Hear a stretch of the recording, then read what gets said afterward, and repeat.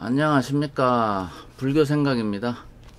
자, 이번 시간에는 지난 시간하고 같이 수심결 챕터 12장부터 나가도록 하겠습니다.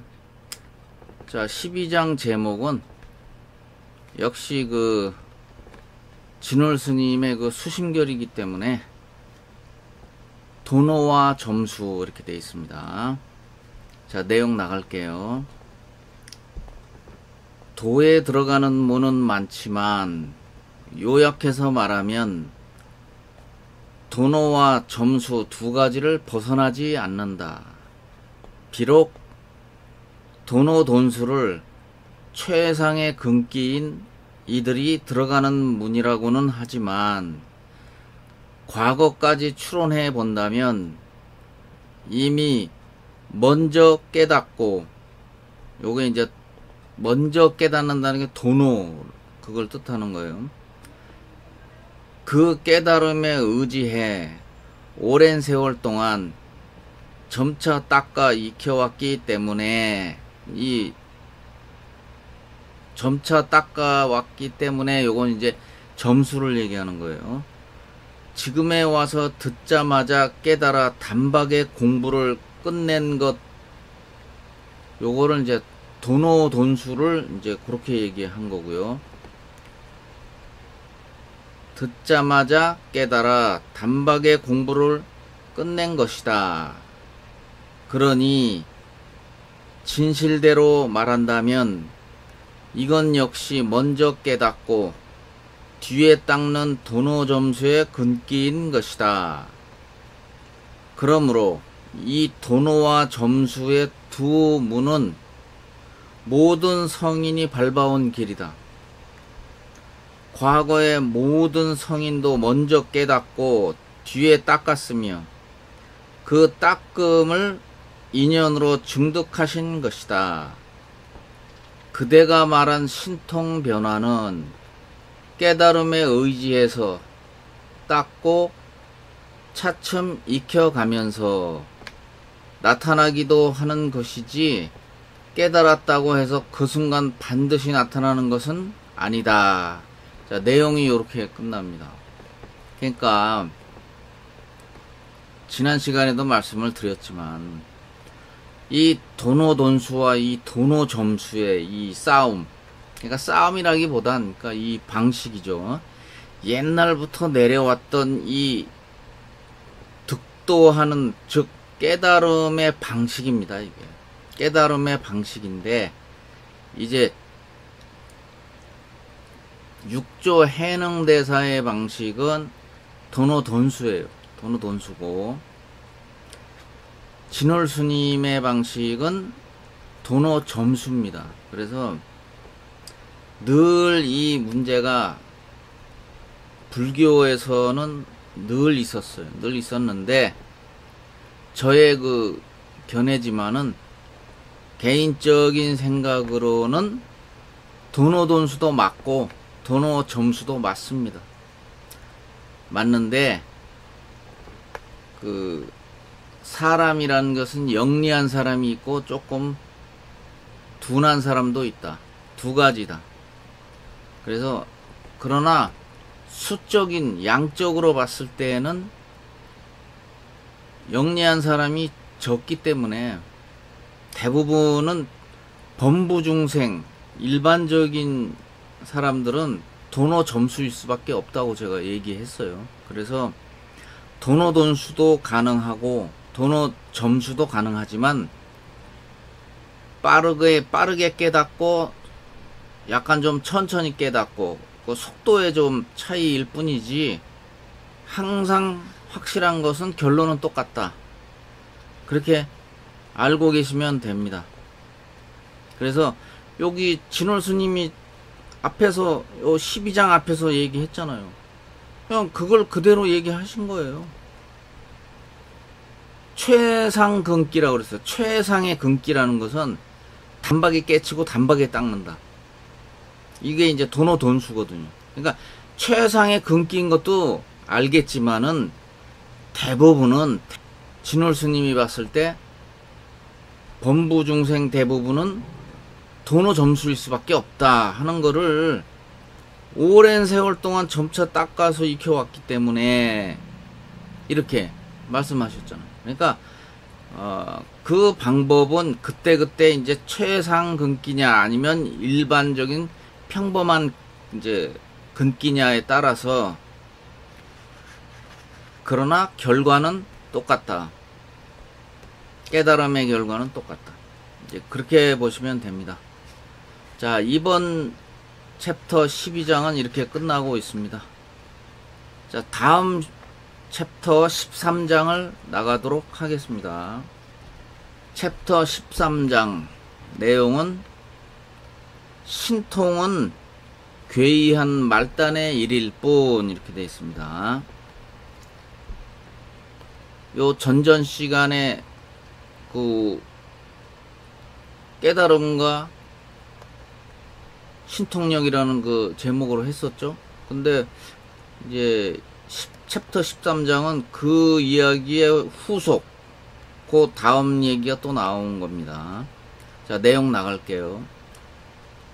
능엄경에 이르기를 이치로 보면 도노이어서 깨닫자마자 진리를 가리던 장애가 일순간에 사라지지만 현실적으로 보면 일시에 다 사라지는 것이 아니라 보임 수행이라는 원인에 의해 차례차례 제거된다. 여기서 또 같은 이 도노돈수, 도노점수의 또 그 문제점을 또 얘기하시는 거예요. 진월 스님이 이제 당신의 마음에 자꾸 걸리는 거예요. 이게 걸리기 때문에 진월 스님은 이제 도노점수 입장이거든요.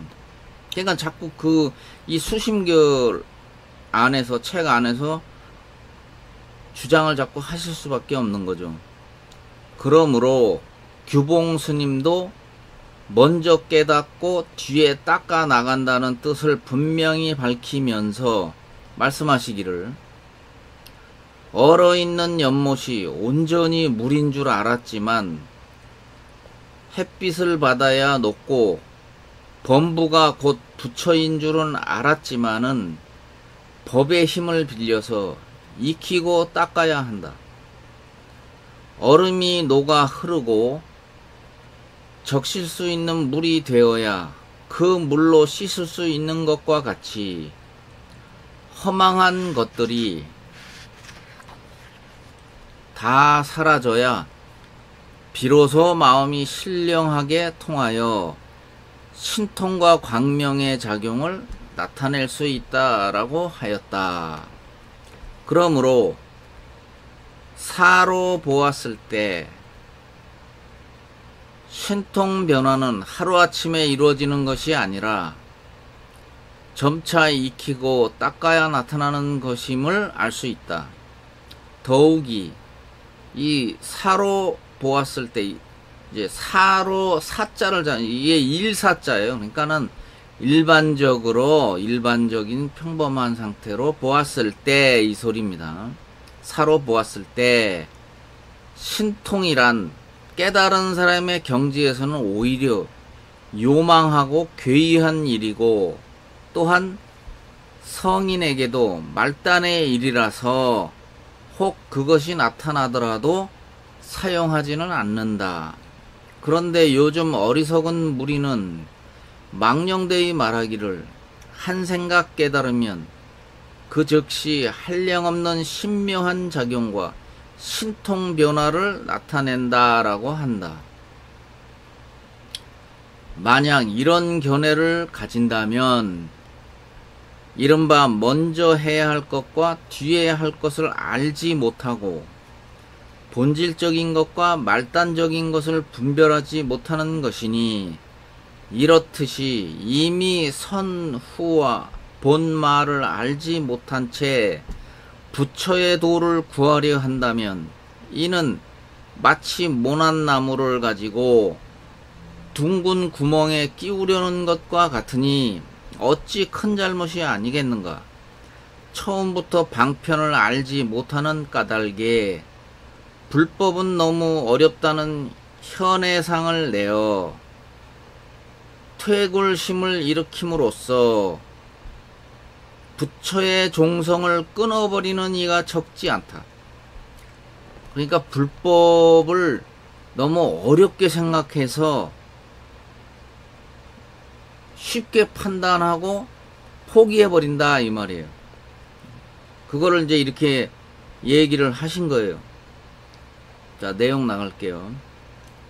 이미 스스로가 지혜롭지 못하기에 다른 사람의 깨달음까지도 믿지 않고 신통을 보이지 못하는 자라고 경솔하게 말하며 업신여긴다. 이것은 성현들을 속이는 일이니 참으로 안타깝다. 자, 요렇게 끝납니다. 13장은 여기서 끝나고요. 전반적으로 봤을 때, 그러니까 이제 결국은 신통은 요 앞전에도 말씀드렸지만 결국은 그 하나의 부수적인 이제 도를 닦다 보면 깨달음을 얻는 과정에서 이제 부수적으로 잠깐 얻는 그런 현상에 불과하다 하는 것을 말씀드렸어요. 생멸법에 해당되기 때문에 그건 진리가 아니라고 그랬습니다. 신통력은 진리가 아니다. 그렇기 때문에 머지않아 얻었다, 그런 신통력이 생겼다 하더라도 결국은 사라지고 말 것이다. 진리가 아니라 생멸법이기 때문에 그렇습니다. 괴이한 현상이다 이렇게 보시면 틀림없어요. 자, 다음 챕터, 자, 챕터 14장 제목은 도노와 점수를 다시 설명하다. 이 도노돈수, 도노점수 얘기가 지금도 계속 나오고 있습니다. 이 진울 스님의 그 아주 그 입장이 한결같음을 이제 확실하게 확정지어서 말씀을 하시려니까 이렇게 강력하게 다시 이렇게 반복해서 말씀을 하고 계신 거예요. 자, 내용 나갈게요. 제자 스님이 이제 물었습니다. 스님께서는 도노와 점수의 두 문이 모든 성인의 길이라 하셨습니다. 깨달았다면 이미 도노한 것인데 어찌하여 점차 닦는 점수를 말씀하시며 닦는 것이 만약 점수라면 왜 도노를 말씀하셨습니까? 도노와 점수의 두 가지 뜻을 다시 설명하시어 남의 의심을 풀어주십시오 하고 이렇게 요청을 합니다. 그러니까 스승이신 진울 스님이 이제 거기에 대한 답변을 하시는 거예요. 도노란 범부가 미혹했을 때 사대를 몸이라 여기고, 사대 말씀드렸죠. 지수화풍으로 이루어진 그 속성을 사대라고 그랬어요. 내가 사대를 몸이라 여기고 망상을 마음이라 여겨 자기 성품이 참된 법신인 줄 모르고 자기의 신령한 알미 참된 부처인 줄 몰라서 마음 밖에서 부처를 찾아 물결처럼 헤매다가 호련히 선지식이 가리켜 보이는 가르침을 통해 바른 길로 들어가 한 생각 돌이켜 자기의 본성을 보면 이 성품에는 본래 번뇌가 없고 무르의 지혜의 성품이 본래 부족해 있어서 모든 부처님과 더불어 털끝만큼도 다르지 않기 때문에 도노라 하는 것이다. 점수란 비록 본래의 성품이 부처와 다르지 않음을 깨달았으나 오랫동안 익혀온 습기는, 요 습기라는 거는 이제 습관을, 우리식으로 말하면 습관을 얘기하는 거예요. 오랫동안 익혀온 습기는 갑자기 제거하기 어려우므로 깨달음에 의지해 수행하고 점점 익혀서 공을 이루고, 또 오랫동안 성인의 자질을 잘 길러나가야 성인이 되는 것이므로 점수라 한 것이다.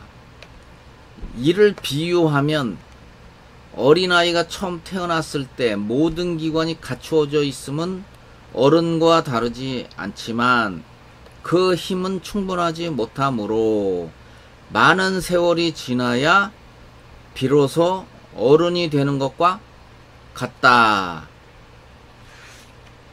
자, 내용은 이렇게 끝납니다. 이 맨 마지막에 이거는 진짜 비유법으로는 최고의 비유법이죠. 아주 적절했습니다.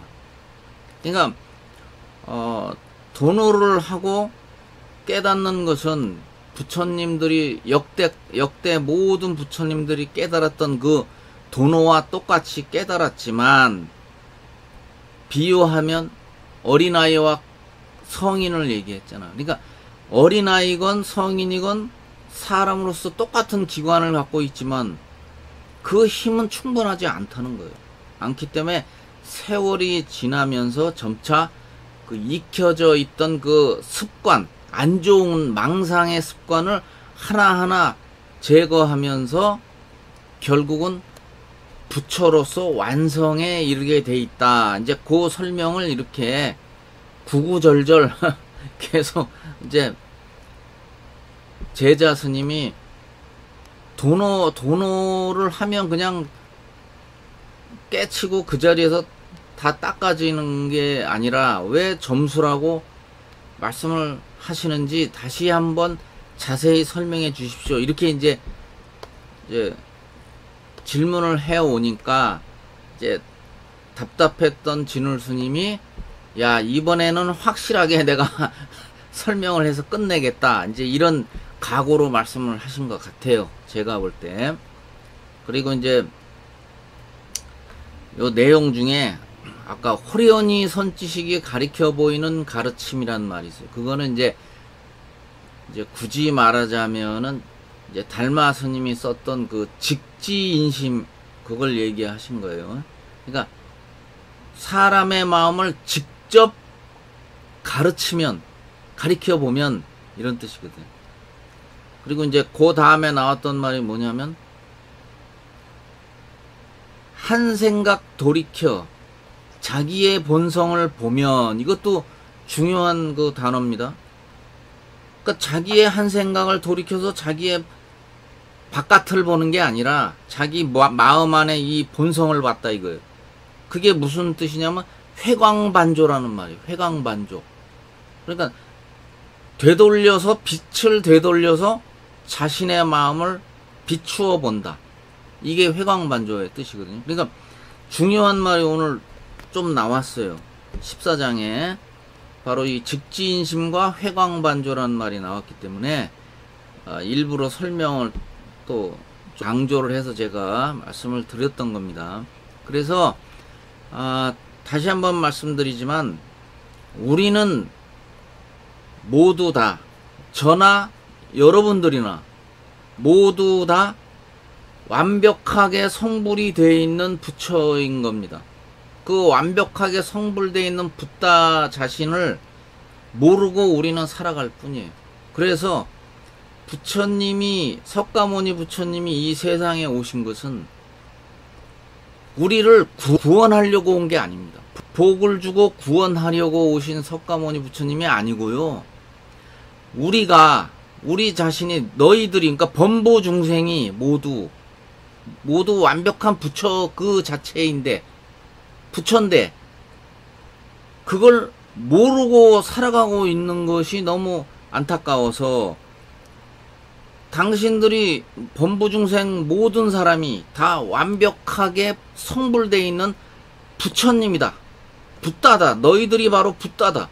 붓다인 자신을 왜 모르고 이렇게 헤매고 망상에 휩싸여서 살아가고 있느냐. 그 망상만 제거하면,